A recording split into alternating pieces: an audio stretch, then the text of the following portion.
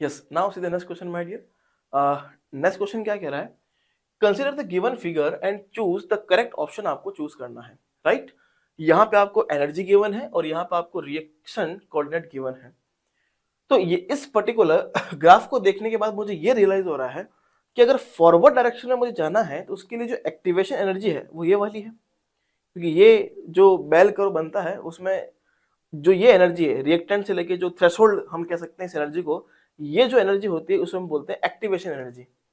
किसी भी chemical reaction में अगर रिएक्टेंट को प्रोडक्ट में जाना है तो इतनी एनर्जी तो उसके पास चाहिए, उसके बाद ही वो प्रोडक्ट में कहीं ना कहीं फॉरवर्ड जा पाएगा, है ना। उसे बोलते हैं एक्टिवेशन एनर्जी या एनर्जी बेरर हम इसे बोल सकते हैं, राइट।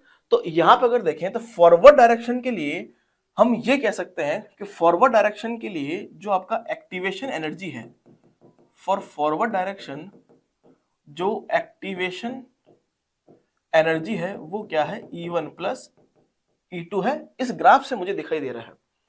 इसके अलावा हम ये कह सकते हैं कि रिएक्टेंट का एनर्जी तो ये है और प्रोडक्ट का एनर्जी ये है, तो ऑब्वियसली जो प्रोडक्ट का एनर्जी है वो ज्यादा है।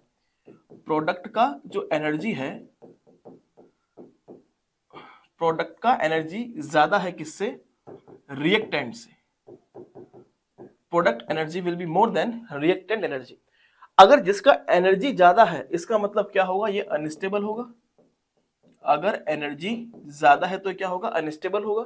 अब चारों ऑप्शन यहां पे पढ़ लेते हैं। अब ऑप्शन पढ़ते हैं, activation energy of forward reaction is E1 plus E2, यहां तक तो ठीक है। And product is less stable then reactant. तो बताओ भाई प्रोडक्ट क्या है, स्टेबल क्या है। हाँ बिल्कुल, एनर्जी अगर ज्यादा है तो लेस स्टेबल है देन रिएक्टेंट, तो ये तो ऑप्शन मुझे सही लग रहा है। और चेक कर लेते हैं भाई, और चेक कर लेते हैं। Activation energy of both the forward and backward reaction is E1 plus E2, no, यही गलत हो गया। एक्टिवेशन एनर्जी फॉरवर्ड की तो E1 प्लस E2 है और बैकवर्ड की तो क्या हो जाएगी, ओनली E1 हो जाएगी, या तो यही गलत हो गया। Activation energy of forward reaction is E1 plus E2, यहां तक तो ठीक है। And product is more stable, no, more नहीं होगा, यहाँ पे लेस होगा, तो ये क्या हो गया आपके पास, रॉन्ग हो गया। Activation energy of backward reaction is E1, यहां तक ठीक है। And product is more stable, नहीं, प्रोडक्ट मोर स्टेबल नहीं है, प्रोडक्ट जो है आपका लेस स्टेबल है बिकॉज ऑफ हायर एनर्जी। तो यहां पे हम कह सकते हैं कौन सा स्टेटमेंट क्या पूछा है भाई, करेक्ट पूछा है, तो करेक्ट कौन सा होगा इसमें, correct is option number 1। So option number 1 will be the appropriate option for this particular question.